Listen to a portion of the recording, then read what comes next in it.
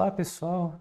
Hoje vamos continuar falando, né, sobre conjuntos, tá? E agora vamos falar sobre o que seriam uniões e intersecções de conjuntos, tá certo? Bom, dados dois conjuntos A e B, quaisquer,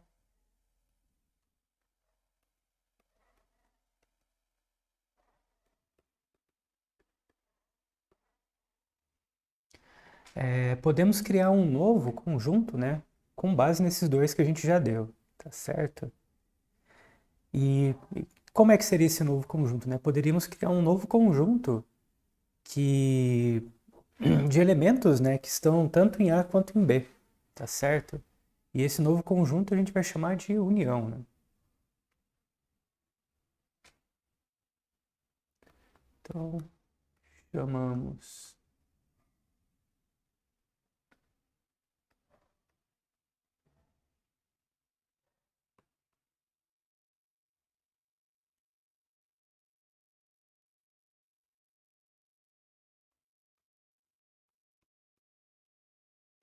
união.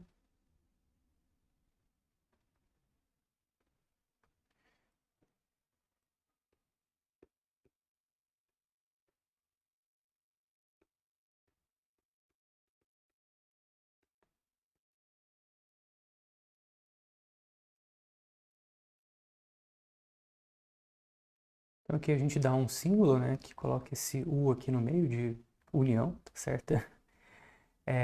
Chamamos de união, né, de A com B, com o conjunto B, o conjunto que tem essa forma, né, que contém, né,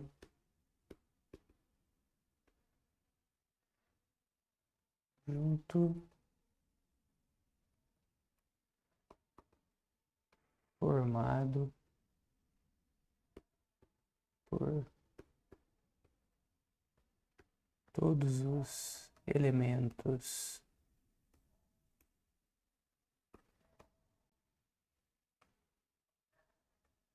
de A e de B, tá? Bom, uma outra maneira mais esperta de dizer isso é o seguinte, né? Então, dizemos que um elemento está na união, né, de A com B, se x pertence a A ou x pertence a B. Tá certo? Bom, a união é o próprio nome já diz, né, que a gente vai estar fazendo a reunião aí de todos os elementos desses conjuntos, né? Bom, por exemplo, a gente pode estar considerando aqui o conjunto A como sendo o conjunto formado pelos pontos x, y e z, tá?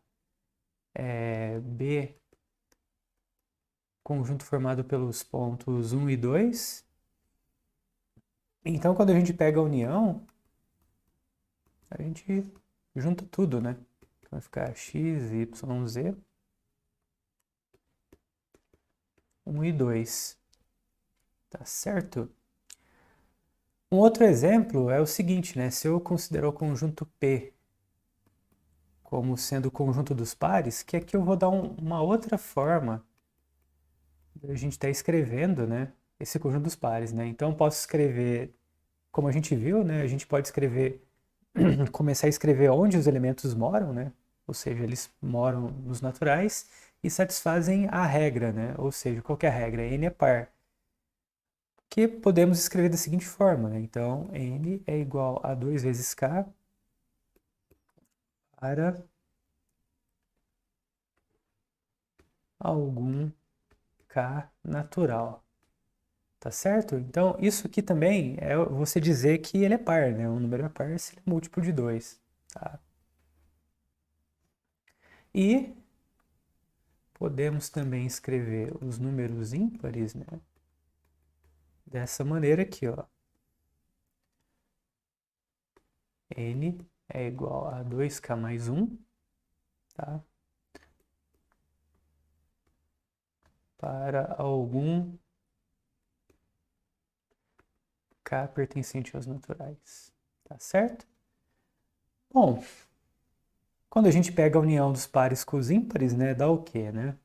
Dá o conjunto dos naturais todo, né? Então, essa união, né, basicamente, como é que eu posso dizer, né? Aqui a gente tem um exemplo de uniões de conjuntos finitos, né? E aqui a gente tem um exemplo de uniões de conjuntos infinitos, né? Mas a gente poderia fazer a união também de A com P, de A com I também, que não tem problema nenhum, tá certo? Então, a gente tem aqui que a união dos pares com os ímpares, né, vai dar exatamente o conjunto dos números naturais.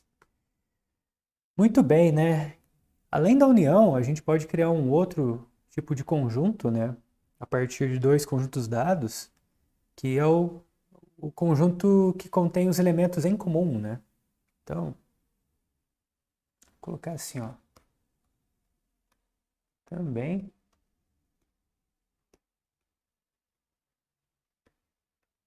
podemos criar a partir dos conjuntos A e B, um conjunto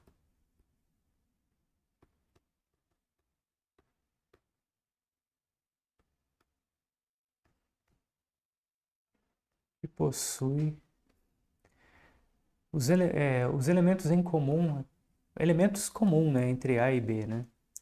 Elementos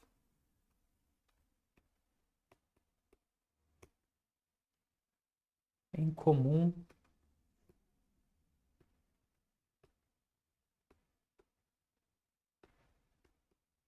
entre A e B. Tá certo? Esse conjunto a gente vai chamar de intersecção, né, entre A e B.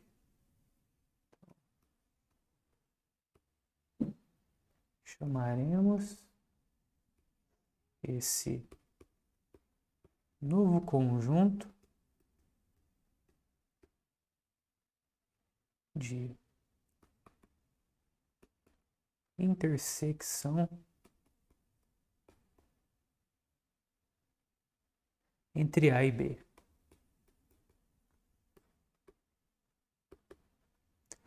Tá? E a gente pode estar usando, né, esse símbolo aqui, né? Tá bom? Beleza, então, se novamente, vamos fazer algum exemplo aqui, né? Então, se novamente pegássemos o conjunto A, né, como sendo o conjunto dos x, y, z, tá? E pegássemos o conjunto B novamente como sendo 1 e 2, e fôssemos verificar, né, o que seria esse conjunto, né? O que tem em comum entre esses dois conjuntos? Não tem nada, né? Porque aqui você tem x, y, z e aqui você tem 1 e 2, né? Então a interseção seria o quê? Teria interseção, né? Quer dizer, teria, mas não seria nada, né? E a gente tem algo para representar nada, que é vazio, né? Então a interseção seria o conjunto vazio, certo? Agora, se a gente, vamos considerar esse outro exemplo aqui, ó. Então, vamos pegar novamente o P, né? Igual lá em cima, né? O conjunto dos números pares, né?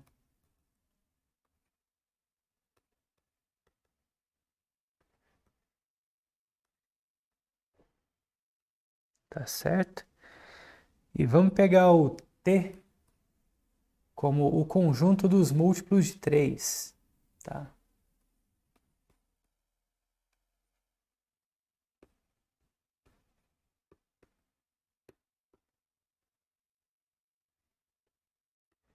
Tá? Eu estou olhando tudo nos naturais, né? Então, o T, ele vai ser 0, 3, 6, 9, 12, né? E assim por diante, né? Como foi dito lá em cima, tá? Que a gente representa os três pontinhos para... A gente coloca os três pontinhos, né? Para representar o padrão que vem seguindo. Então, o que seria a interseção de P com T? Seria eu pegar o que tem em comum, né, entre esses dois conjuntos. E o que tem em comum entre os dois conjuntos é o quê, né? São os múltiplos de 3 pares, né? Então vai ser o 0, o 6, o 12, tá? E assim por diante. Tá certo? 18 e vai seguindo, tá? Bom, mais uma proposição, né? Agora vamos ver uma proposição que, de certa forma, a gente viu ela antes, só que foi no contexto de lógica, né? Usando os conectivos. Que lá atrás, né? Usando tabela verdade, a gente mostrou que vale algo assim, né? Que se a gente tem P ou Q e P ou R, então isso aqui era a mesma coisa de que eu colocar isso aqui, ó. P ou Q e R, né? A gente tinha uma maneira de distribuir, né? E aqui também a gente vai ter, que a gente vai mostrar que a gente consegue distribuir, por exemplo, né, a união, né, com relação à intersecção, tá? Que dependendo do contexto que você tá, você pode estar interpretando o ou como a união e o e como a Na verdade, é isso, né? Pra gente, o ou aqui vai assumir o papel da união, né? E o e vai assumir o papel da intersecção. Muito bem, né? Então vamos conferir a seguinte proposição, que diz o seguinte, ó, então temos A, B e C conjuntos.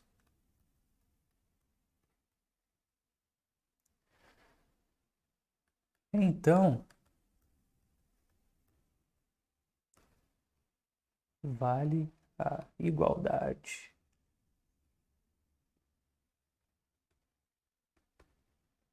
Que é a seguinte, então a gente pode fazer algo parecido com aquilo que a gente acabou de escrever, só que no contexto de uniões, né, e intersecções.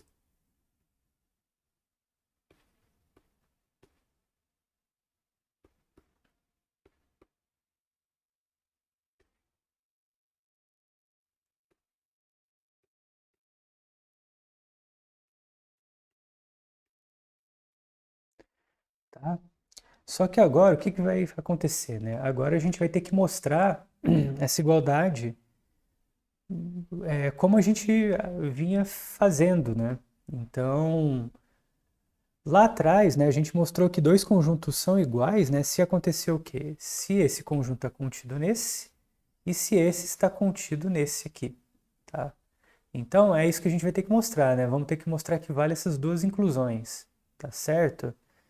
Então, vamos começar com essa inclusão aqui de cima, tá? Então, a primeira coisa que a gente vai fazer é mostrar que A união B interceptado com A união C,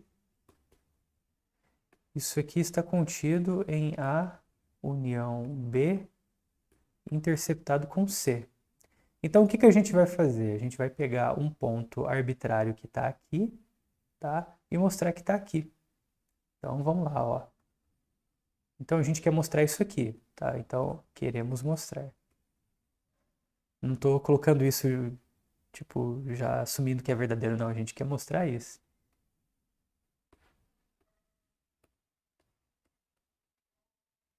Tá? Então, vamos lá, ó. Seja... Então, vou pegar aqui, ó, um x que pertence a A união B interceptado com A união C. Bom, se ele está nessa intersecção, então significa que o x ele está nesse conjunto e nesse conjunto, tá certo? Então significa que x pertence a A união B e X pertence a A união C. Muito bem. Então, aqui é o seguinte, né? Ele pertence a essa união e pertence a essa união simultaneamente, né? Então, aqui, como ele pertence a essa união, por exemplo, A unido com B, então a gente pode analisar dois casos, né? Ou ele vai estar em A, ou ele vai estar em B, tá? Se ele está em A, aí meio que acabou o que a gente queria mostrar. Por quê? Pelo seguinte, ó. Se X está em A, o que acontece? Então, X pertence a A união B, união qualquer coisa, né? Porque a união, ela só acrescenta, ela não tira nada. Então, se o X está em A, se eu fizer a união de A com qualquer coisa, o X vai continuar lá dentro, tá? Aí não tem problema nenhum, tá certo? Tá, ok. Supondo que o X está em A, então isso acontece. Mas, e se o X não tivesse em A? O que iria acontecer? Se X não tivesse em A, a gente tem o quê? Que X, a princípio, a gente tem que X está nessa união e X está nessa união, certo? Se X não está em A, então ele vai ter que estar necessariamente em B e em C, né? Porque o que acontece? O X ele está em A unido com B e em A unido com C. Então, o X pode estar em A ou B, ou pode estar em A ou C. Se X está em A, beleza, não tem problema nenhum. Agora, se ele não está em A, o que acontece? Então, como ele está nessa união, necessariamente ele vai ter que estar em B. E como ele está nessa união também, então necessariamente ele vai ter que estar em C. Tá certo? Então, X pertence a B e X pertence a C. Se X pertence a B e X pertence a C, então X pertence à intersecção de B com C. Tudo bem até aí? Então, vou repetir isso aí, ó. Se X... Como a gente sabe que X pertence à interseção de B com C, logo, X pertence a A unido com B interceptado com C. Por que isso vale? Bom, porque se o X está aqui, então eu posso unir isso com qualquer coisa que ele vai continuar lá dentro. Tá? Em particular, pode ser com A também. Então, dessa forma, o que aconteceu, né? A gente esgotou, né, todas as possibilidades, né? Então, com isso, a gente mostrou o quê? Que pegando X aqui, né? Concluímos que ele, de fato, né, vai estar aqui. Tá?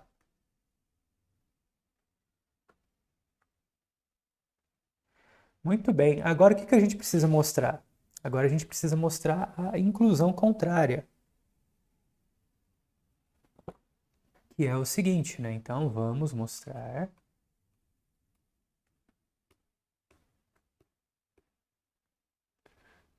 que A unido com essa intersecção está contido em A união B interceptado com a união C. Deixa eu ver se é isso mesmo ou se eu escrevi o contrário. Isso. Beleza, então, o que acontece? A gente vai pegar um elemento que está aqui, né? E vamos mostrar que ele está nessa interseção. Então, seja X pertencente a A unido com B interceptado com C. Bom, aqui a gente tem duas possibilidades, né? ou A tá em A, né? Ou A não tá em A, tá certo? Muito bem, então vamos lá, ó.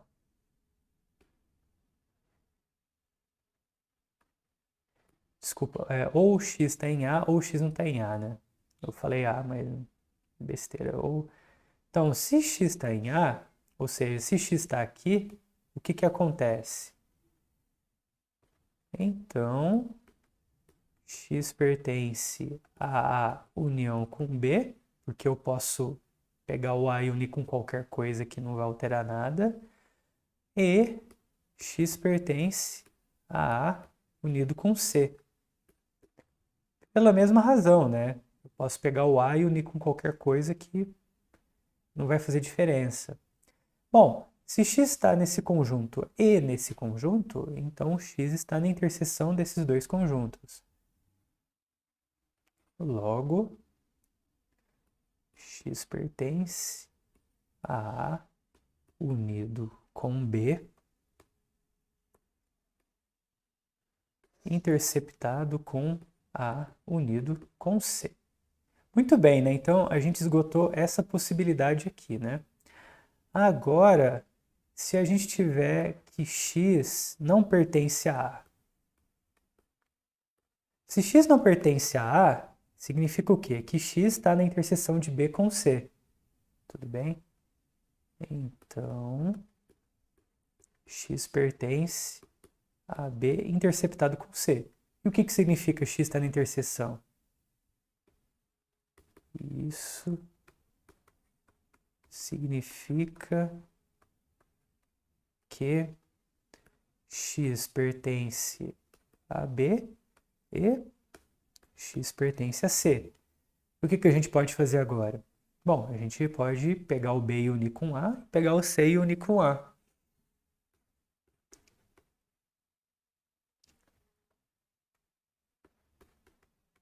Então, x pertence a A unido com B, porque eu peguei o B, como o x já está em B, se eu acrescentar, não vai mudar nada.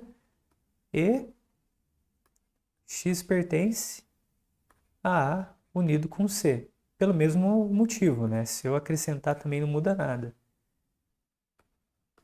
Então, x pertence a A unido com B, interceptado com A unido com C. Beleza. Aí com isso, né, a gente mostrou de verdade essa igualdade, né? Porque a princípio a gente mostrou que vale essa inclusão, né? Que esse conjunto aqui está contido nesse. E agora o que a gente acabou de fazer é mostrar que esse conjunto aqui está contido nesse, tá? Mostrar essa segunda inclusão. Muito bem. Bom, aqui, né, até agora, o que que a gente fez, né? A gente fez uniões de finitos conjuntos, né? Unindo dois, três conjuntos, né? Fazendo interseção também, né? Porém, a gente pode fazer uniões, né? E intersecções com uma quantidade infinita de conjuntos também, tá certo? Por exemplo, suponha que a gente tenha esses conjuntos aqui, ó. Então, sejam. Deixa eu escrever aqui, ó. Vou colocar aqui, ó, A0, A1, A2.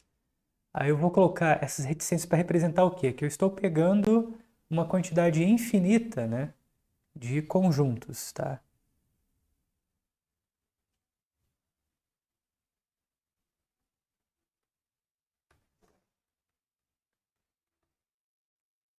Tá certo? Eu não sei o que cada conjunto é, mas eu estou pegando uma quantidade infinita, né? Aí é bem comum também você estar representando, né, quando você pega grandes quantidades de conjuntos, nesse caso tão grande quanto uma quantidade infinita, né? Você está representando por esses índices, tá? Então aqui você teria o A0, o A1, o A2, aí depois vai ter o A, 3 bilhões, sabe? E por aí vai, tá? E o que que a gente pode fazer? A gente pode também, né, tá pegando o conjunto, né, formado por esses infinitos conjuntos, tá? E como a gente viu até o momento, não há problemas em a gente pegar um conjunto onde os seus elementos também são conjuntos, tá?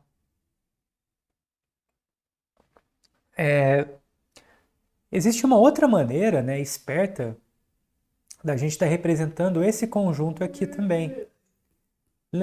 Que lembra um pouco, né, aquela maneira de você representar do lado esquerdo onde mora, né, e do lado direito a propriedade. É mais ou menos parecido com isso, né, mas é bem comum usar esse tipo de notação, ó, que a gente só coloca um A, índice N, aqui do lado esquerdo, e do lado direito a gente coloca N pertencente aos naturais, né? Então, quando aparece isso, a ideia que está por trás dessa representação é o seguinte, que aqui é como se eu tivesse algo livre, né, uma variável livre, na verdade, e essa variável livre ela está correndo dentro dos naturais, né? Então, isso aqui tudo significa o quê? Que aqui eu tenho o A0, o A1, o A2, o A3 e assim por diante, né? Correndo todos os números naturais. Então, isso aqui também é uma maneira, né, mais econômica de estarmos representando isso aqui, tá certo? Então agora vamos fazer o seguinte, né? Caso a gente queira pegar a união disso tudo, a gente poderia estar representando assim, ó. Bom, eu vou escrever aqui, ó, união de A0 com A1 com A2 e a gente pode continuar escrevendo assim. Então, quando a gente escreve assim, também a gente está representando a união desses infinitos conjuntos, tá certo? Porém, né, ao invés da gente escrever dessa maneira, é bem comum a seguinte notação. E já é bom até para vocês acostumarem que vocês vão se deparar com isso em diversos contextos. Que é isso aqui, ó, você escreve uma união bem grande, tá? Aí embaixo você coloca onde os índices estão correndo, no caso aqui dos números naturais, e você repete esse AN aqui. Então, quando você escreve isso, você está querendo dizer o seguinte, que você está fazendo a união desses infinitos conjuntos, tá certo? Que também é uma notação bem mais econômica, né? Para você representar a mesma coisa, tá? Então, o primeiro contato pode ser meio estranho, sabe? Mas isso aí vocês vão acabar se acostumando rapidinho, porque vai parecer tanto que logo logo vocês já vão bater o olho e já vão identificar do que se trata, tá? Muito bem, né? Então, o que que significa eu pegar um elemento nessa união, tá? Nessa união de infinitos conjuntos, tá? Então,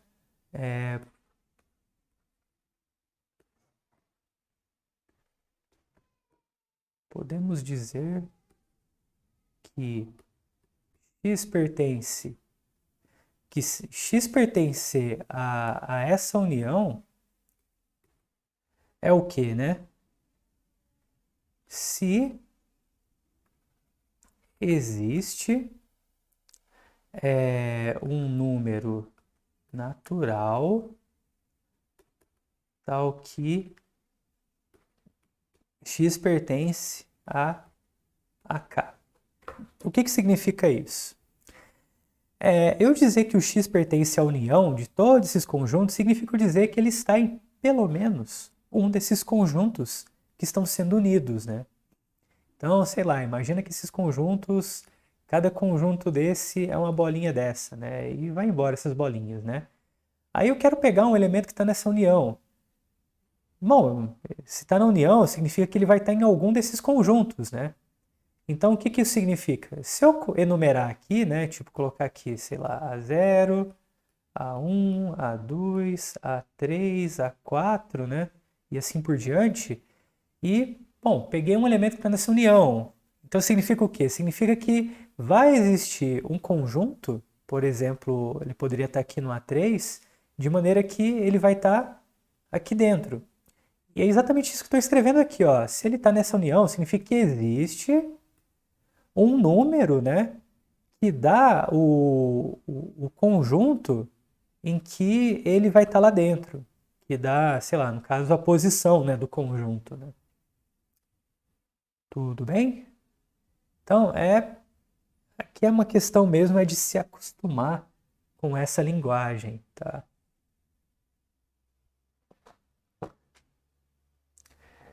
Beleza. Bom, assim como a gente tem essa maneira, né, de representar uniões infinitas, podemos representar também intersecções infinitas. E a ideia segue basicamente a mesma, né? Então, quando eu escrevo, ao invés da união grande, né, colocar aqui a interseção grande, e eu escrever isso aqui significa que eu estou pegando a interseção, né,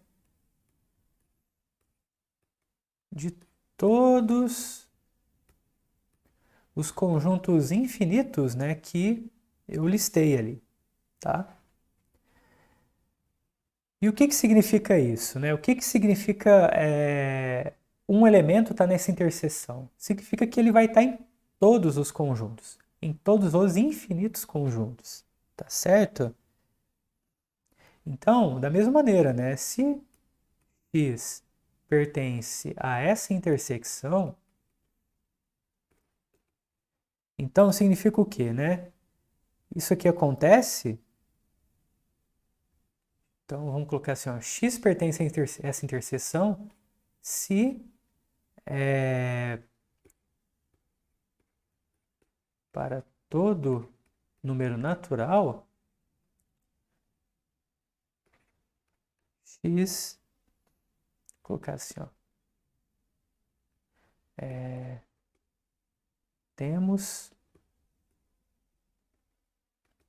que x pertence a n. Então aqui está querendo dizer o quê, né? Que eu posso ter algo assim, né? Sei lá, eu tenho o A0 aqui, aí tenho o A1 aqui, aí tenho o A2 aqui, e assim por diante, né? Eu vou ter. Então, eu dizer que o x está na interseção significa que o x vai estar em todos os conjuntos, né? Que eu estou fazendo essa interseção. Por isso que eu escrevi aqui, ó, para todo n, temos que x vai estar aqui dentro, né? Tá? Então, vai estar em todas as posições aqui. Tá certo? Bom, essa notação também, que eu coloquei de união grandona ou de interseção grandona, ela também serve para usar para finitos conjuntos também, né? Por exemplo, se você tiver, sei lá, esses conjuntos aqui, ó, B0, B1, B2 e B3, tá? Então eu posso estar escrevendo, ao invés de eu estar escrevendo B0 unido com B1, unido com B2, unido com B3, também é comum usar essa notação aqui, ó. Eu posso colocar aqui, ó, n variando de 0 até 3, tá? Bn. Essa notação pode ser que vocês já tenham visto algo parecido com um somatório, né? Quando você tem algo assim, né, n variando de, sei lá, 0 ou de 1, né, até, sei lá, né, alguma coisa, sei lá, 10 mais n, né? Então, estou somando tudo isso aqui, né? É, é, é bem comum esse tipo de notação, tá? Muito bem, né? Vamos ver agora alguns exemplos envolvendo essas uniões e interseções infinitas, tá? Que aqui vai ser meio que o ponto de partida para algo que vocês vão estar checando depois em cálculo, né? Ou no curso de análise para licenciandos também. Mas como eu disse, né? Aqui vai ser só o ponto de partida. Então, muito bem, né? Vamos checar aqui esse primeiro exemplo. Que é esse, né? Para cada número natural, vamos considerar esses conjuntos aqui, ó. Então, considere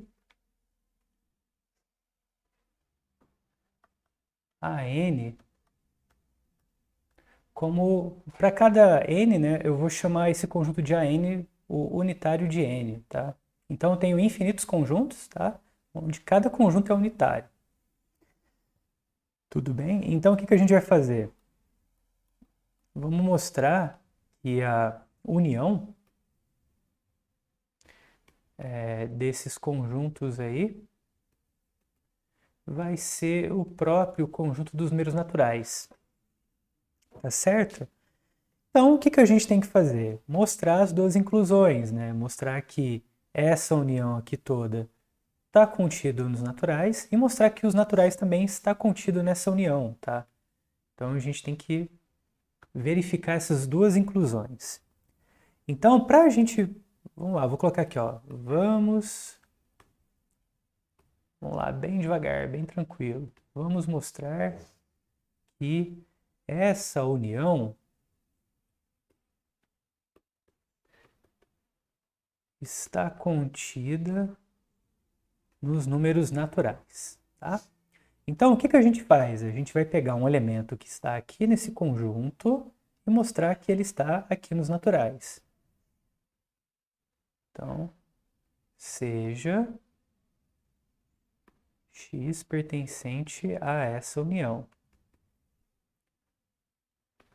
O que significa x pertencer a essa união? Significa que ele vai estar em algum desses conjuntos aqui que faz parte da união. Então, como a gente escreveu agora há pouco, então existe, né, um casinho pertencente aos naturais, tal que x pertence a casinho. Tá? O que significa, o que é esse a casinho? Então, o a casinho para a gente, né, é o unitário do k.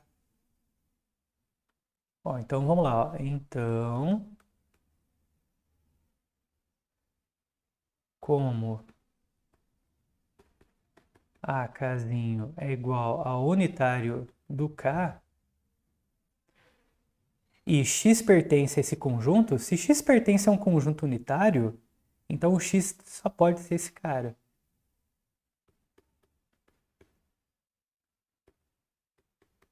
Tá? Só que esse cara tá onde, né? Tá aqui, né?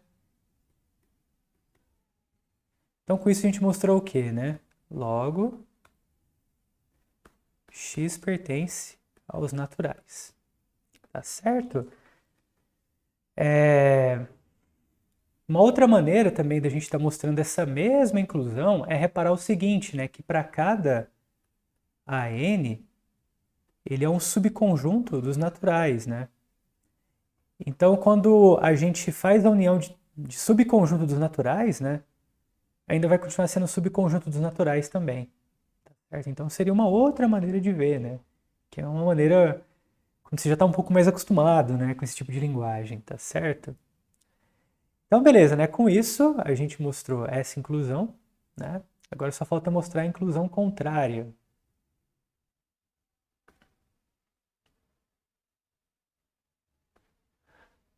Tá, para a inclusão contrária, vamos fazer o seguinte. A gente quer mostrar aqui. Então, vamos lá. Vamos mostrar que os naturais está contido na união. Tá certo?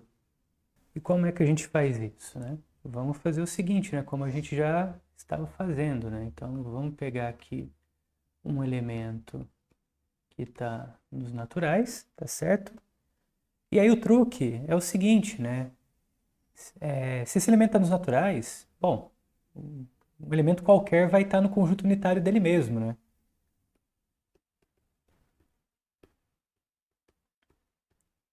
Tá? O x pertence ao conjunto que ele é elemento, né? Só que isso aqui o que que é, né? É o AX, né, da maneira como a gente definiu, tá certo? E esse AX, ele faz parte da união, né? Ele é um subconjunto da união, na verdade, né? E a união, né, é o quê? É unir todos esses ANs, né? Em particular, esse AX vai fazer parte dessa união toda. Tá bom? Então, com isso a gente mostrou o quê, né? Que, olha, a gente pegou um X natural, né? Que ele vai estar dentro do seu conjunto unitário, que a gente representou os unitários com essa cara, que faz parte da união, né? Então, com isso a gente mostrou que os naturais, né, tá dentro da união, porque a gente pegou um cara arbitrário aqui nos naturais, tá certo? Bom, agora vamos ver um segundo exemplo, né, envolvendo intersecção. Então, aqui é o seguinte, ó. Para cada n seja, então vou chamar de AN esse intervalo aberto aqui, ó, de -1 n mais 1, tá? 1 n mais 1 aqui, tá bom? Beleza. Aí agora, né, o que que acontece? O que que é esse intervalo? O que que significa isso? Isso aqui a gente pode representar como sendo esse conjunto aqui, ó, do x pertencente aos reais, né? Tais que o x, né, tipo ele está no meio disso aqui, tá certo? Então, para cada n, ele vai estar no meio disso aqui. Então, a gente coloca assim, ó, vai ser 1 n mais 1 menor que x, que é menor que 1 n mais 1. Tá certo? Beleza, né? Então vamos tentar entender, né, o que que se trata esse conjunto, né? Então, para ficar mais, vai ficar um pouco mais claro, né? Como a gente pode gastar a lousa à vontade aqui, né? Então vamos para a próxima lousa. Tá? Eu vou até diminuir um pouco o tamanho para conseguir representar melhor aqui. Então o que está acontecendo aqui é o seguinte, gente, ó. Para cada número natural diferente, eu vou ter um intervalo diferente, tá? Então a gente poderia, por exemplo, começar com n igual a zero. Então como é que eu representaria o a0, né? Aí basta você substituir o n pelo zero, né? Então vai ficar o quê? Menos 1 sobre 1, que vai dar menos 1, tá? Vou desenhar melhor aqui. Então você vai ter um intervalo aberto, menos 1, né? Até onde, né? Substituir por zero até 1, tá? Então aqui, isso aqui não é nada mais nada menos que o intervalo aberto dos reais, né? De menos 1 até 1. Então você pode encarar que aqui você tem sua bolinha aberta aqui no menos 1, né? E a sua bolinha aberta aqui no 1. E é o conjunto formado de todos esses elementos que estão no meio, tá? O que seria o nosso conjunto A1? Tá? O nosso conjunto A1, ele vai ser o quê? A gente vai trocar aqui o n pelo 1. Então vai ser o intervalo aberto aqui de menos meio até meio, tá? Então, vai ser esse outro intervalinho aqui, ó. Então, você tem aqui 0, aí você tem aqui menos meio, e aqui você tem mais meio. E você vai pegar todos esses elementos, né, que estão entre menos meio e meio. E se fosse o A2? No lugar do n, né, você troca pelo 2, né? Então vai ficar menos 1/3, tá? Mais 1/3. E aí você pode representar, né, por esse desenho, né? Então 1/3 vai ser um pouquinho menor, né? Menos 1/3. E aqui também vai ser um pouquinho menor, tá? E aí você pode estar representando, né, os elementos desse conjunto por aqui.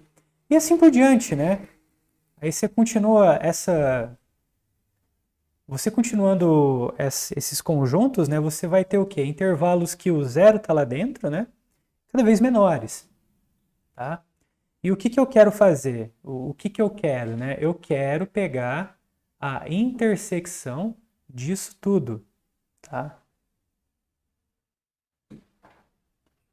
O que que é a intersecção de todos esses conjuntos, tá?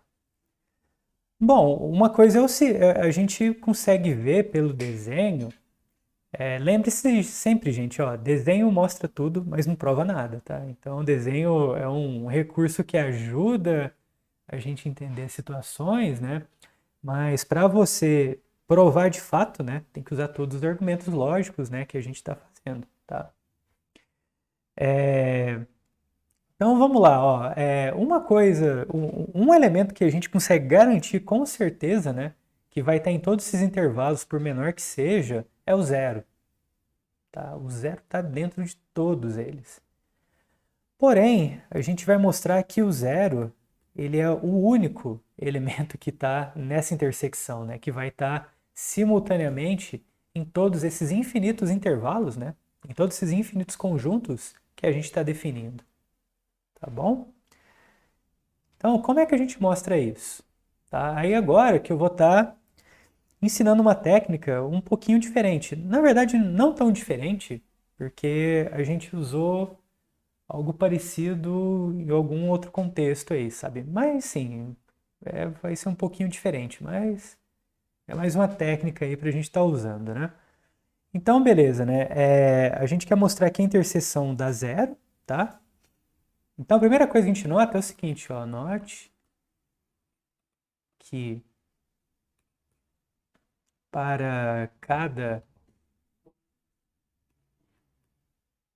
cada número natural, né?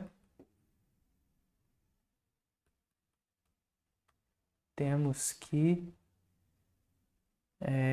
o zero, né, como a gente observou, né, o zero ele vai estar sempre dentro de cada n, tá? Porque ele sempre vai ser o centro, né, de cada intervalo, tá certo? Então, agora resta a gente mostrar, né, que o zero é o único elemento dessa interseção. Então, qual que é a técnica que a gente vai usar agora? A gente vai usar o seguinte, ó, a gente vai supor que exista, a gente vai fazer uma demonstração por absurdo. Então, a gente vai supor que exista um elemento. Na verdade, nem vai ser por absurdo, né? A gente vai pegar um elemento qualquer, diferente de zero, e mostrar que ele não está na intersecção, tá? Então, nem é por absurdo, tá? É direto mesmo. Mas o que acontece é o seguinte, né? Se eu supor que um elemento qualquer, diferente de zero, não está na intersecção, então é a mesma coisa de falar que só tem o zero lá dentro, tá bom? Então, vamos lá, ó. Seja... Então, vamos pegar um elemento que, para facilitar as contas, vou pegar ele maior do que zero, mas depois eu comento como é que seria se fosse menor do que zero, né? Então vamos lá, seja A maior que zero, então esse cara aqui já é diferente de zero, tá? E, bom, vamos fazer o seguinte, ó, eu peguei esse cara aqui maior do que zero, tá? Muito bem, então, se esse cara é maior do que zero, então nada me impede que eu possa pegar, né, a fração 1 sobre A, tá? Até aqui tudo bem, certo? E uma outra coisa é o seguinte, né? Explicação. Então, tome a fração 1 sobre A, tá? Que também vai ser positivo, tá? Já que o A é positivo, então pegar a fração 1 sobre A também é positivo. Muito bem, né? Eu pegando essa fração positiva, ela vai estar em algum lugar, né? Então, sempre vai existir um número natural maior do que essa fração também. Acho que até aí não tem problema, né? Por exemplo, se o meu A fosse 3, eu teria 1/3. Então, eu poderia pegar um número natural qualquer, né? Por exemplo, 1 ou 2 maior do que esse cara. O importante é que sempre existe, tá? Então, eu peguei esse elemento aqui maior que zero, tá? Então, eu peguei a fração, logo, existe um m natural tal que... Bom, essa fração aqui ela é maior que zero, né? E eu posso pegar um m natural que seja maior do que essa fração, tá? Porque dado um número qualquer, né? Mesmo que ele seja um número real, né? Dado um número qualquer, sempre vai existir um número natural maior do que ele, né? Porque o conjunto é infinito. Tudo bem? Se isso aqui vale, né? Então, isso aqui também vale, ó.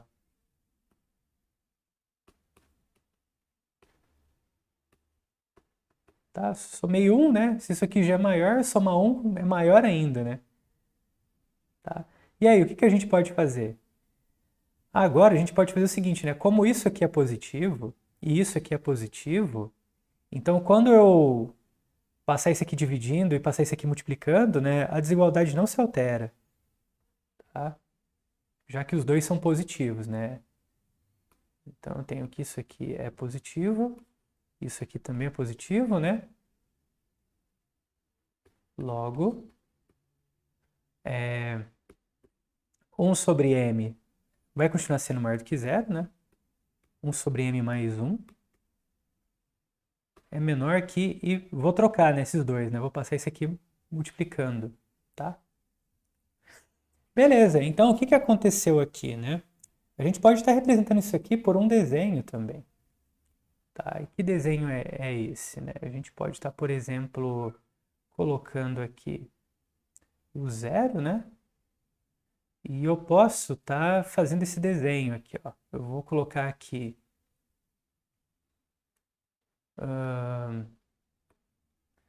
menos 1 sobre m mais 1. E aqui eu vou colocar 1 sobre m mais 1. Tá certo?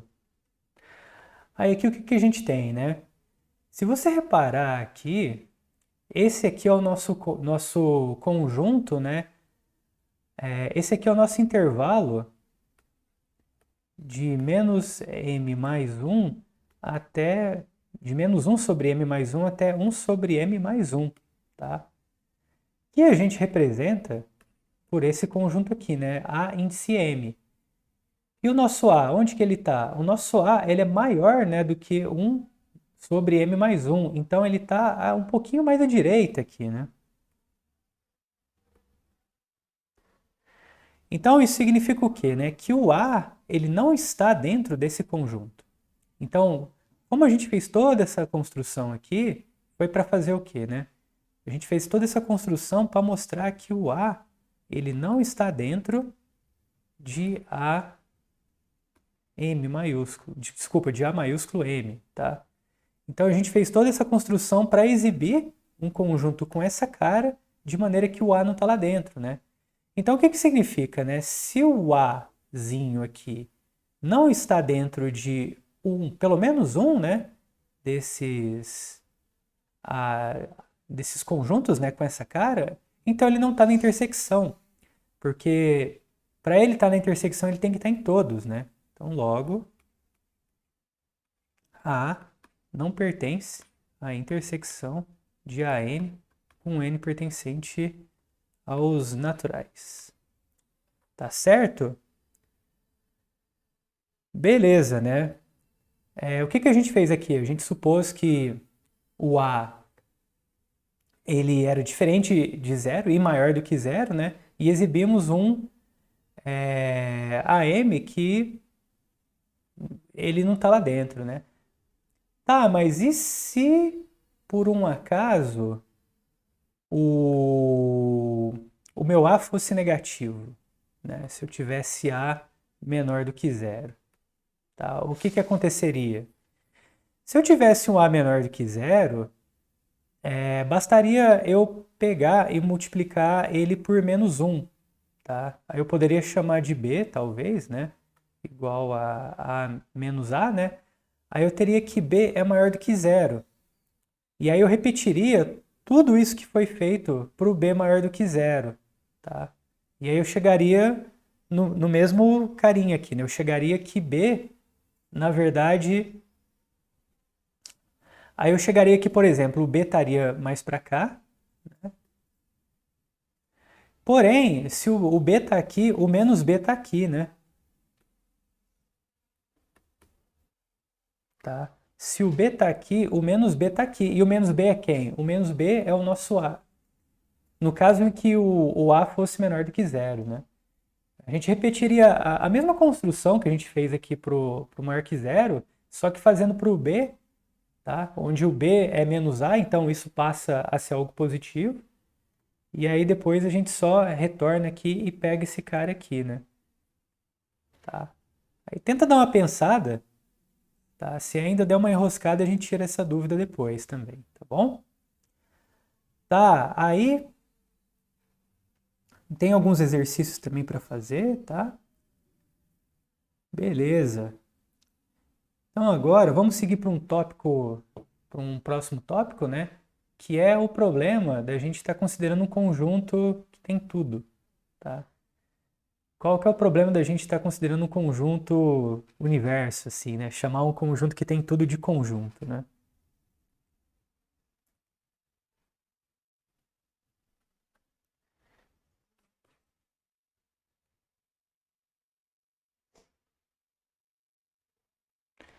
Eita, deu uma travada aqui, mas agora voltou. Então vamos lá. Problema com conjunto.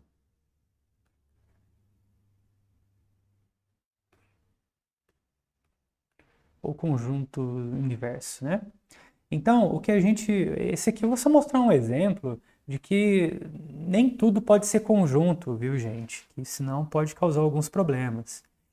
Então, por exemplo, se eu considerar algo assim, um T, tal que T é formado seguindo essa regra aqui, ó.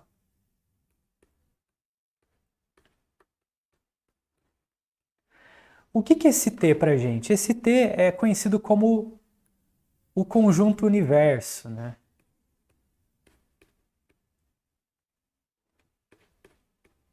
Vou colocar entre aspas, né? Conjunto universo. Que é o quê, né? Que é o conjunto de todos os conjuntos. Porém, eu não posso chamar isso de conjunto. Por quê? Eu não posso. Por que que não pode existir um conjunto que contém tudo? Porque se eu assumir que exista um conjunto que contém tudo, a gente pode ter alguns problemas. E quais seriam esses problemas? Bom, eu vou mostrar um deles agora, sabe? Bom, a primeira coisa estranha que acontece, né, é que aqui eu teria que T pertence a T, né?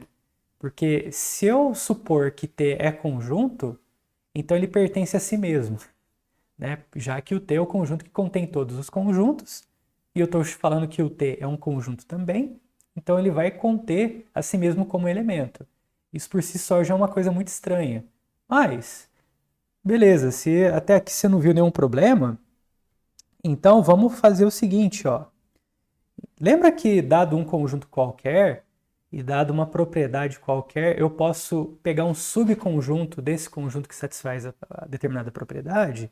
Então é isso que eu vou fazer agora, ó. Então agora vamos considerar esse subconjunto de T, que eu vou chamar de N, tá? Que é o conjunto formado pelos elementos de T, né, que são conjuntos, tal que X não pertence a si mesmo, né? Então, esse N é o quê, né? O conjunto dos X, tal que X não pertence a si mesmo. Tá? Isso aqui, vamos ver o que problema tem a gente definir isso. Até que tudo bem, né? Tipo, posso definir partindo de qualquer propriedade, né? Mas vamos lá. Primeira coisa que a gente nota é o seguinte, né? Que o T, ele não pertence a N, né? Por quê? Porque o T, ele pertence a si mesmo, né? Então, T não pertence a N. Então, beleza, a gente tem que T não pertence a N. Mas, será que N pertence a N? E aí, né? O que que acontece? Bom, vamos analisar, né, isso, né? Então, deixa eu ir para a próxima lousa aqui, para aproveitar o que a gente escreveu.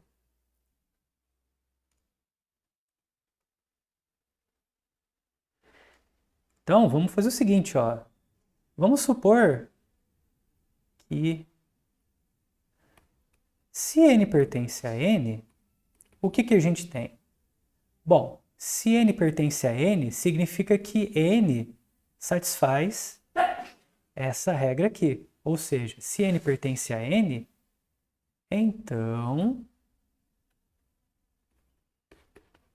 como N satisfaz essa regra, né, porque todos os elementos de N satisfazem essa regra, então N não pertence a N. É meio estranho isso, né? Mas beleza.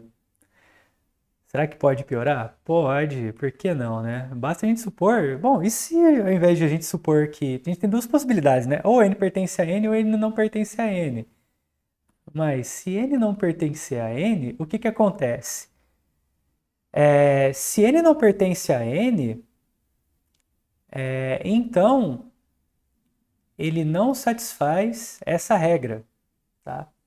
Se ele não satisfaz essa regra, significa que ele satisfaz a negação disso, né?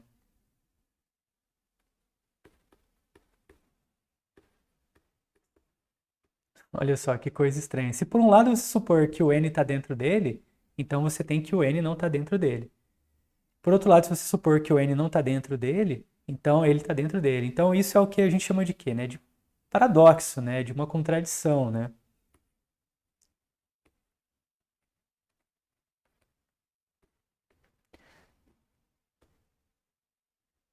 E como eu disse antes, né? Matemático foge de contradição, de paradoxo, assim como o diabo foge da cruz, né? Por quê? Porque se você tiver uma contradição ou um paradoxo, né? Você prova qualquer coisa. E não é interessante você provar qualquer coisa, né? Senão, senão fica tudo, sabe? Senão, tipo, senão não existe teoria, né? Não existe teorema, né? Tá certo, gente? Então, esse, né, é um dos motivos, né, no qual, né, a gente não pode considerar que tudo é conjunto. Mas, em geral, essas coisas que a gente trabalha, assim, no dia a dia e tal, é conjunto, né? Mas só para deixar um alerta que nem tudo é conjunto, né? E existe uma área da matemática, né, que estuda essas coisas que não são conjuntos, né? Que essas coisas são chamadas de classes próprias, né? E aí tem uma área que cuida disso, né? A área de teoria de modelos, tal, e por aí vai. Tá certo, gente? Isso aí é mais como uma curiosidade mesmo. Tá legal? Bom, até agora a gente disse, né, que a gente não estava preocupado com a ordem, né, quando a gente definia conjunto, né? Então, agora a gente vai estar definindo, em termos de conjunto, como é que a gente consegue ordenar elementos, né? Então, por exemplo, se a gente escreve esse conjunto aqui, A e B, aqui a gente não está preocupado, né, com ordem, né? A gente está preocupado simplesmente com essa coleção que descreve esses dois elementos. Porém, a gente pode definir, né, uma maneira, como eu disse, usando conjuntos de maneira que fica claro que existe uma ordem. E isso é o que a gente vai chamar de par ordenado. tá? Então, a definição usual, a mais comum, né, que você encontra por aí, é essa daqui, que ela é dada por um conjunto de dois elementos, onde o primeiro elemento é o conjunto unitário do A, e o segundo elemento é o conjunto formado por A e B. Se você reparar bem, né, esse conjunto ele dá um destaque aqui para o A, né? E a ordem vai ficar clara quando você escrever o contrário, né? Se você escrever o contrário, isso aqui vai dar exatamente esse conjunto. Olha só, os conjuntos são diferentes, né? Então, meio que o que acontece aqui, né? Que esse conjunto unitário, ele mapeia quem que seria o primeiro, né? O elemento da esquerda do seu par ordenado, tá certo? Essa definição, ela foi dada pelo matemático polonês Kazimierz Kuratowski. Kuratowski, tá? E foi em 1921, tá certo? E essa definição, como eu disse, né, ela é a mais usual, né? Quando você procura par ordenado, né, em qualquer livro, assim, você vai se deparar com essa, tá? Mas além dessa do Kuratowski, né, houveram outras definições, né, outras tentativas de definir essa ordem em termos de conjunto feito antes, né? Em 1914, a gente teve um matemático norte-americano chamado Norbert, não sei como é que se pronuncia, acho que é Werner, deve ser isso, Werner, que tem um matemático chamado Weil também, mas eu reparei, eu vi lá depois de uma pesquisada e vi que escreve diferente. Então é Wiener, tá? Aí ele definiu dessa maneira aqui, ó. Então ele diz que o par AB ele é dado por esse conjuntão aqui todo esquisito, que se eu não tomar cuidado eu vou errar aqui na contagem das chaves. Tá? Funciona também, né? Só que é bem mais complicado, né? E no mesmo ano, né, de 1914, um outro matemático polonês chamado Felix Hausdorff, que é bem comum esse nome para quem estuda topologia, ele deu uma definição mais simpática. Só que aí ele precisava de algo a mais, né? Ele colocava o 1 aqui, né? E aí colocava o 2 aqui, né?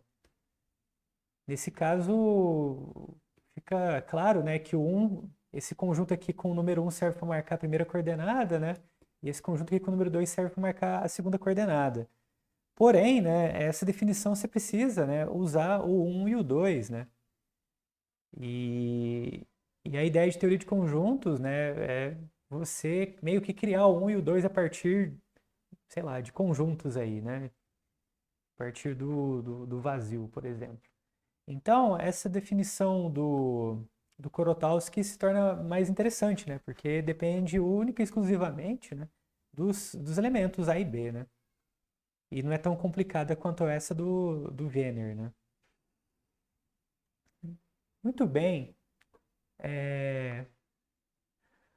Uma pergunta, né, razoável para se fazer é o seguinte. Bom, com essa definição do Korotowski, será que a gente consegue mostrar que o par AB, que se o par AB, na verdade, for igual ao par XY, isso implica que a primeira coordenada vai ser igual à primeira coordenada e a segunda coordenada vai ser igual à segunda coordenada?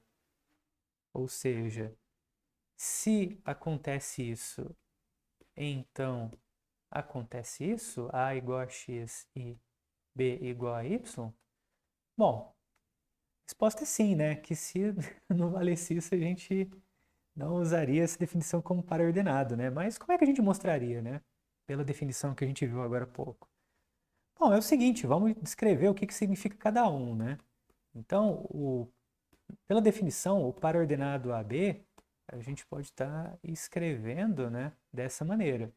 Assim como o XY, né, a gente pode estar escrevendo dessa maneira. Tá certo? Então, o que a gente tem, né? A gente tem que esses dois conjuntos são iguais, tá? Se esses dois conjuntos são iguais, significa que cada elemento de... Bom, o que significa, que mais significa? Bom, esse conjunto aqui tem dois elementos, né? E a gente tem esse elemento aqui e esse elemento aqui. E esse de baixo também tem dois elementos.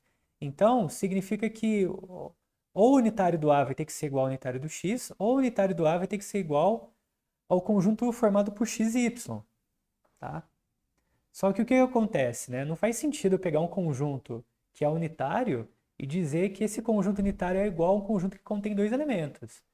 Então, a única possibilidade que a gente tem aqui é que esse conjunto unitário A vai ser igual ao conjunto unitário X. Então, logo, o conjunto unitário A é igual ao conjunto unitário X, tá? E com isso, né, a gente ganha o quê, né? Se esses dois conjuntos unitários são iguais, isso implica que A é igual a X.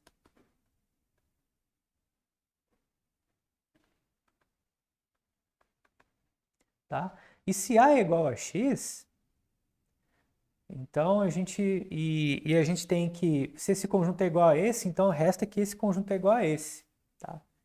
Então a gente tem que A é igual a X e o conjunto AB é igual ao conjunto XY.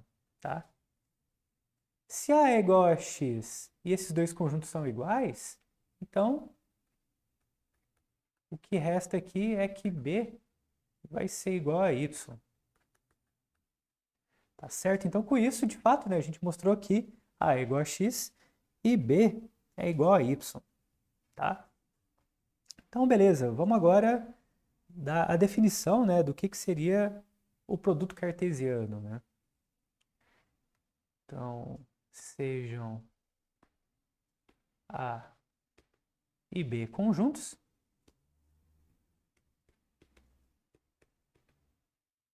Tá certo? Não vazios. Mas tudo bem, a gente pode definir também vazio, né? Com algum deles sendo vazio, mas acho que nos exercícios, né, a gente vai ver que meio que isso não tem muita graça. Tá?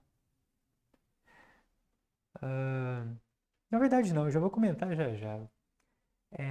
Então o que acontece é o seguinte, né? A gente pega dois conjuntos não vazios e aí denotamos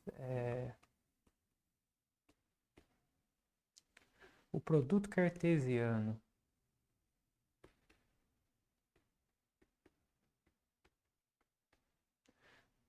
de A por B.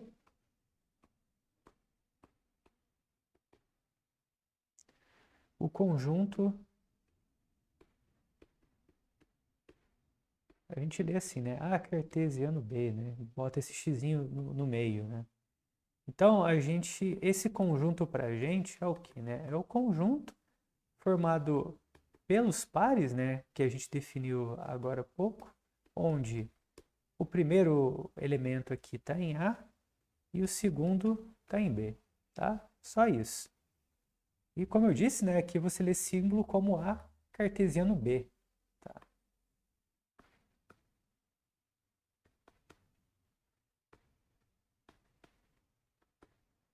Muito bem. E agora, com relação ao vazio, né? Quando a gente tem A cartesiano vazio, isso aqui vai dar vazio, né? Porque você não tem ninguém na segunda coordenada. A mesma coisa acontece quando você pega o vazio na primeira coordenada também. Isso aqui também vai dar vazio. E a mesma coisa de você pegar vazio cartesiano vazio, né? Que também dá vazio também. Tá certo? Só para deixar registrado.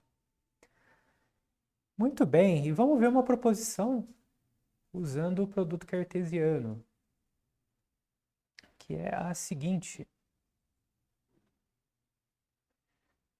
Essa aqui vai ser bem rapidinha. Então, se A está contido em B e X está contido em Y, então A cartesiano B está contido em X cartesiano Y. Muito bem, né? Como é que a gente mostra isso? É o seguinte, gente, a gente vai pegar um elemento daqui, tá? E mostrar que esse elemento está aqui. Só que o elemento daqui, que cara que tem? Bom, a gente acabou de mostrar que A cartesiano B é formado por pares, né? Onde o primeiro elemento está em A e o segundo elemento está em B. Então, a gente vai pegar um elemento arbitrário que possui essa cara, tá certo? Então, vamos lá, né? Então, vamos pegar um elemento qualquer ali, né? Então, você pode colocar o seguinte, ó, seja AB par A minúsculo B minúsculo pertencente a A cartesiano B.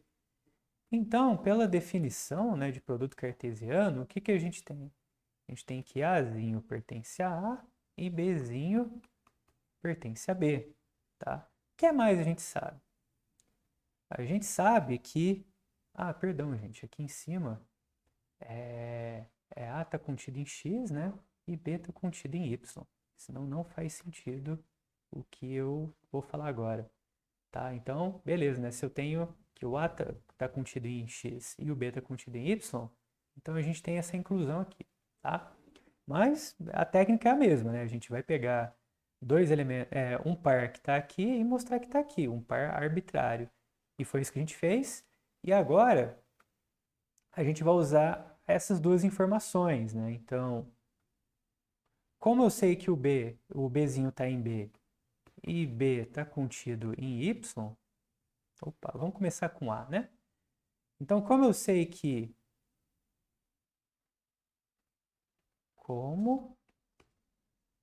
eu sei que A está contido em X, então se A está contido em X, então Azinho pertence a X. E como eu sei que B está contido em Y, então eu sei também que Bzinho está em B, então Bzinho está em Y. Certo?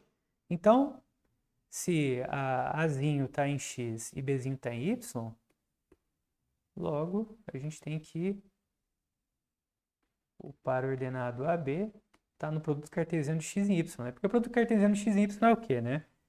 É o conjunto formado pelos pares A e B, né? Onde A está em X e B está em Y.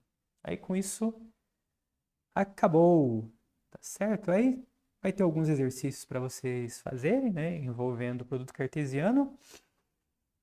E agora vamos falar de certas noções, né? De certas definições que usam o produto cartesiano, né?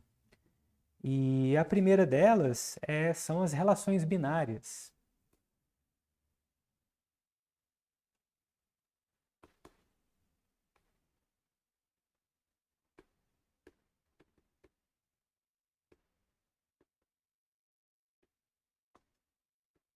Tá? O que que é uma relação binária, né? Então, dados A e B conjuntos, né?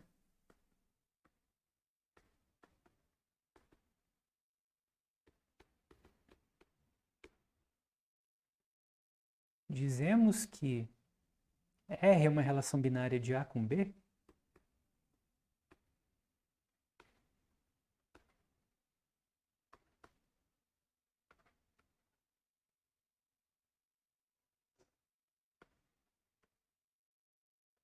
Vou colocar aqui, ó. Relação binária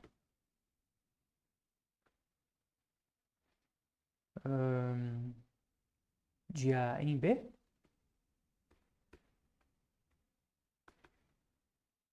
Se, ó, olha só, é bem tranquilo, ó. Se R é um subconjunto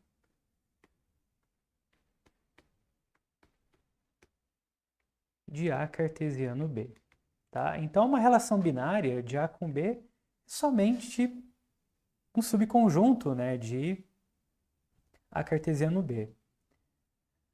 Bom, por exemplo, né, o A cartesiano B é subconjunto dele mesmo, então o A cartesiano B também se enquadra nessa definição de relação binária, tá certo? Mas vamos ver outros exemplos.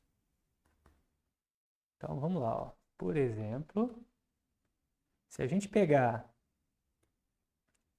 o conjunto A como sendo formado pelos elementos 1, 2, 3, 4 e 5, e B pelos elementos 1, 2, 3 e 4,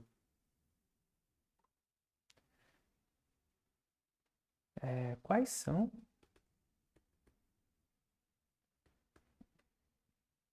os elementos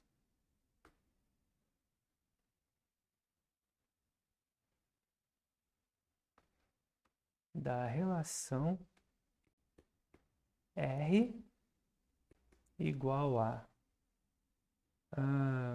então, vou pegar aqui, ó, formado pelos pares xy em A cartesiano B, tá? Tais que a primeira coordenada é menor que a segunda, tá certo? Então, eu quero saber quais são os elementos, né, que fazem parte dessa relação, tá certo? Então, essa relação diz o quê, né? Que, beleza, né? Tipo, são os pares ordenados, né? De maneira que a primeira coordenada é menor que a segunda. Se a gente for pegar, né, o conjunto de todos os pares ordenados aqui de A com B, vai ser muita gente, né? Porque você vai ter... vamos lá, né? Fazer isso uma vez na vida aqui, né? Você vai ter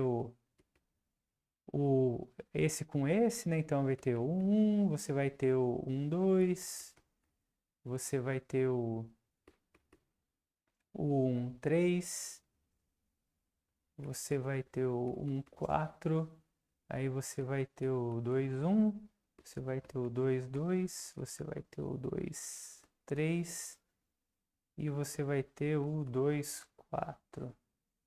Depois você vai ter quem, né? Você vai ter o 3, 1, vai ter o 3, 2, 3, 3, 3, 4, 3, 5. Depois você vai ter... Ah, não, é só até o 4, né? 3, 4.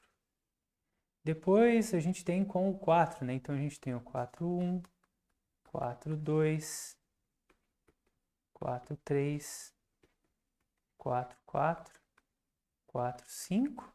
E agora com o 5, né? Para no 4. Ó, tô me confundindo aqui. Para no 4. E agora a gente vai ter quem, né? Agora a gente vai ter o 5, 1, 5, 2, 5, 3 e o 5, 4, tá? Então, o que a gente quer fazer, né? A gente quer pegar os pares que a primeira coordenada é menor que a segunda. Bom, então, esse aqui funciona, esse aqui também, tá? Esse aqui também, esse aqui também. Esse aqui já não funciona, esse também não. Ah, perdão, esse aqui não funciona também, né? Porque eu quero menor, né? Então, 1 não é menor que 1, tá? Então, esse aqui funciona, que 2 é menor, 1 é menor que 2, esse aqui também, esse aqui também. Esse aqui não, esse aqui também não.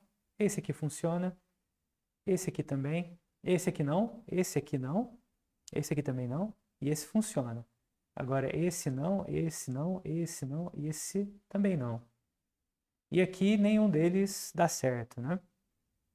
Então, o R, ele vai ser formado, né, pelos pares 1, 2, 1, 3, 1, 4, 2, 3, 2, 4 e 3, 4. Certo? Muito bem. Então agora só questão de nomenclatura, né? Então quando a gente tem que um par XY pertence a R, tá? É comum, né, você representar isso aqui como sendo x está relacionado com y, tá? X está relacionado com y se acontecer o quê, né? Se o par pertence à relação, né? Tá? Então, no exemplo anterior, é mais comum aparecer 2 está relacionado com 3 do que o par 2, 3 pertence à relação, tá? Agora, se se você tem que o par xy ele não pertence à relação,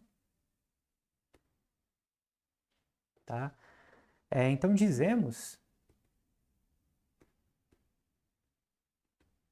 que x não está relacionado com y, tá? Então, no exemplo, baseado no exemplo que a gente viu agora há pouco, né, o par 2, 1, ele não pertence àquela relação, né? Então a gente pode dizer que naquela relação, né, o 2 não está relacionado com 1, tá certo? Bom, e agora para finalizar esse assunto, né, envolvendo pares ordenados, né, vamos ver o que são funções, que já deve ser bem comum para vocês nessa altura do campeonato.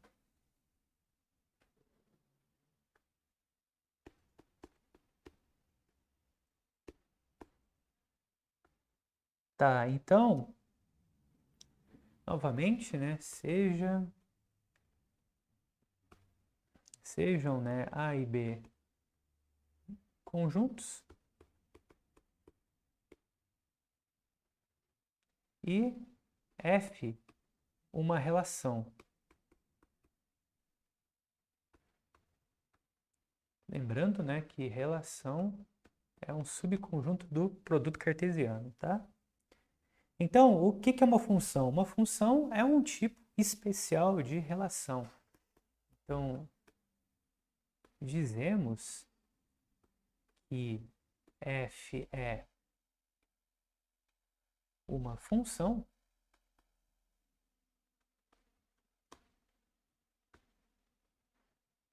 se para todo x pertencente a A existe um único y pertencente a B, tal que o par xy pertence a F, tá? Bom, assim como eu disse, assim como a gente tem essa representação aqui, né, é mais comum, né, vocês verem o quê, né, que ao invés de estar escrito o par xy pertencer a F, né, mas como aparecer representado dessa maneira, né, que f de x é igual a y, tá? Por exemplo,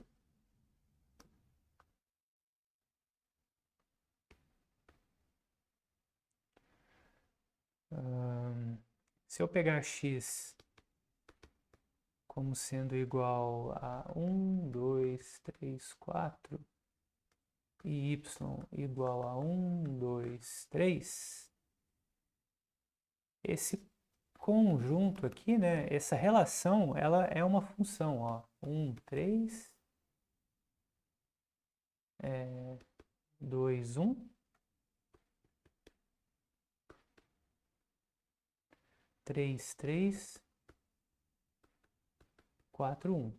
Ó, isso aqui é uma função. Aqui você pode estar escrevendo também, tipo, como, né, você pode estar representando que o f de 1 é igual a 3, o f de 2 é igual a 1, né? O f de 3 é igual a 3 e o f de 4 é igual a 1. Então, note o seguinte, ó, para cada x, né, existe um único y, né?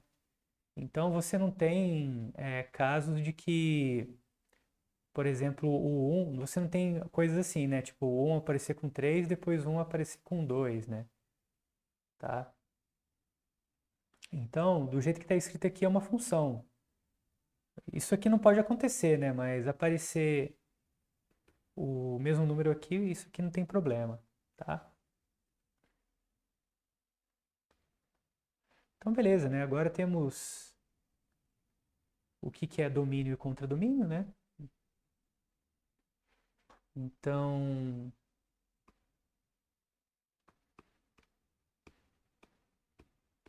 chamamos de domínio de F o conjunto, o subconjunto, né, de A, tal que D é igual a x pertencente a A, tal que existe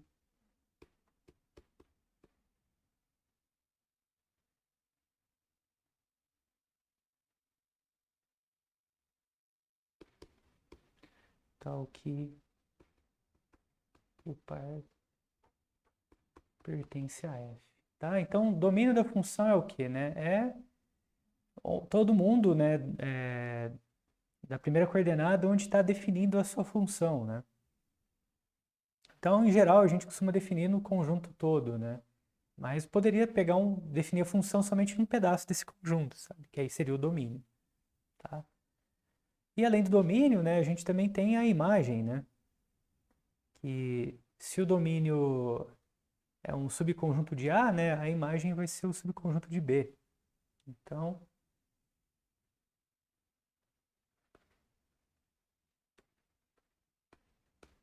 chamamos de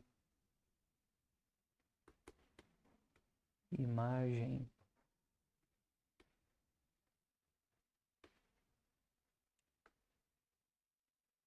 de F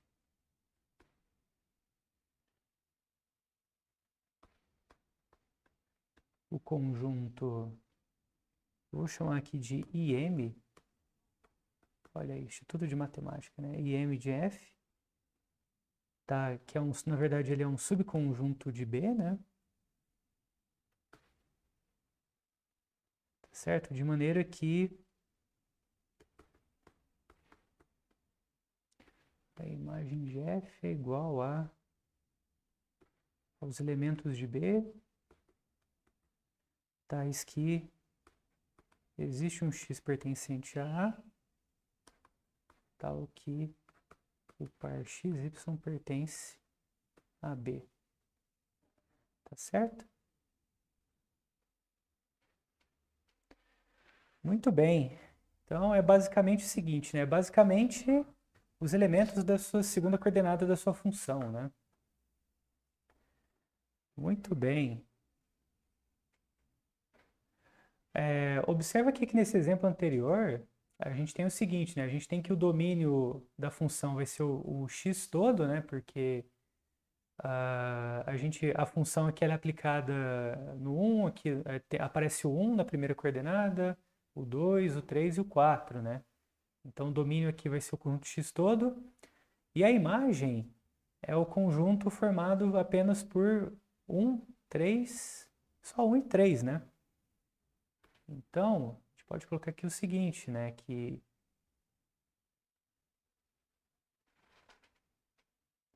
o nosso domínio D, no exemplo anterior, né, vai ser 1, 2, 3 e 4, né? E a imagem da nossa F vai ser somente 1 e 3, porque só aparece aqui, né? Só aparece 1 e 3 na segunda coordenada da nossa função. Beleza.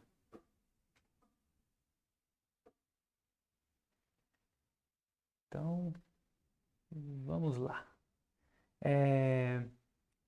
Mais algumas observações, né? Que se F está contido aqui nesse produto cartesiano, for uma função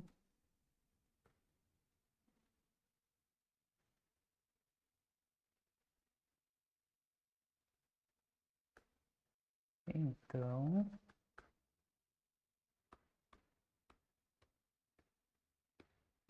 chamaremos B de contradomínio, tá? A gente tem um domínio, né, da função e a gente tem um contradomínio, né? Que o domínio pode ser tudo, mas também pode ser um pedaço do A, né?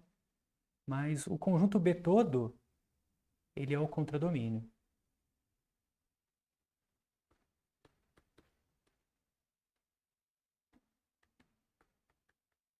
Tá? Em geral, né, às vezes o que a gente faz, né? A gente meio que pega, né, o conjunto A como sendo o domínio todo da função, sabe? Só que nada impede, né, que quando você considere o conjunto A todo, isso não é função e você faz uma redução ali do A e aí você tem que passa a se tornar uma função, tá? Mas é só questão mesmo de mais de ajuste mesmo, de nomenclatura, né? Mas, enfim, só tá com a gente tem domínio, imagem e contradomínio, né? E contradomínio é o B, domínio é onde parte todas as primeiras coordenadas que estão na sua função, né? E a imagem é onde as segundas coordenadas da sua função tá, né? Então, beleza. Então, vamos ver mais um último exemplo. Considere os conjuntos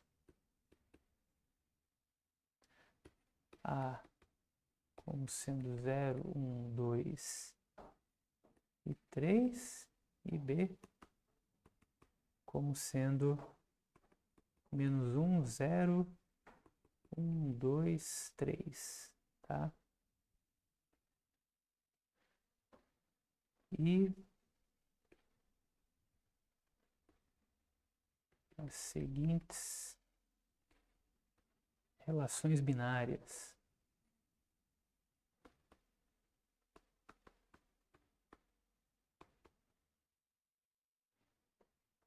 de A e B.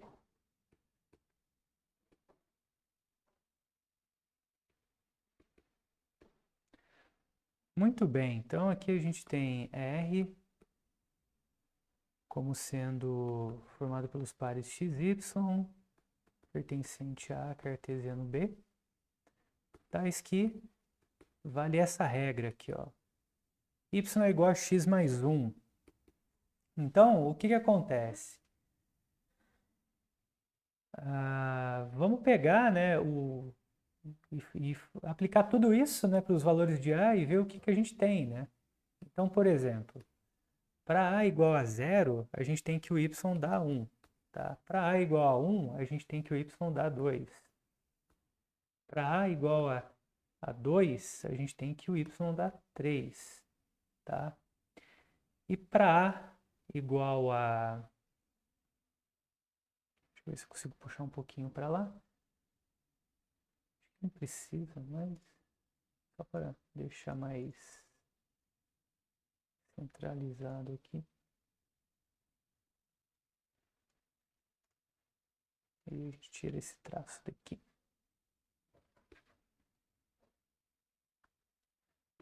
Tá, e para A igual a 3, a gente tem o par 3, 4. Vou tentar puxar um pouco mais para cá. 3, 4. Então, isso aqui vai ser uma função ou não?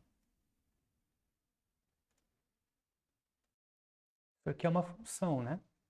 Porque olha só, para cada elemento aqui, né, a gente tem que existe um somente, né? Você não tem um caso, por exemplo, de ter o par 0 e 1, depois apareceu o par 0 e mais alguma outra coisa, né? E com os outros também, né? A gente tem que tá tudo certo, né? Beleza. Então agora vamos considerar essa outra relação aqui, ó, que é x, y pertencente a e b, tal que y quadrado é igual a x quadrado. Tá? O que a gente tem aqui? Bom, a gente tem o seguinte, né? A gente vai ter aqui o par 0, 0. Tá? Aqui a gente tem o par 1, 1 também. Tá? A gente também vai ter o par 1 menos 1, né? Porque 1 elevado ao quadrado é igual a menos 1 elevado ao quadrado. Aí aqui a gente vai ter o par 2, 2 e o par 3, 3. Bom, aqui, né, a gente tem que aconteceu, isso aqui vai ser uma relação, né, porque é um subconjunto do produto cartesiano, né, só que a gente se depara com esses dois pares aí, né, que você tem o que, porque para ser função, né, para cada x, né, tem que existir um único y, mas aqui não, né, para o x igual a 1, existem dois valores de y diferentes, né, 1 e menos 1.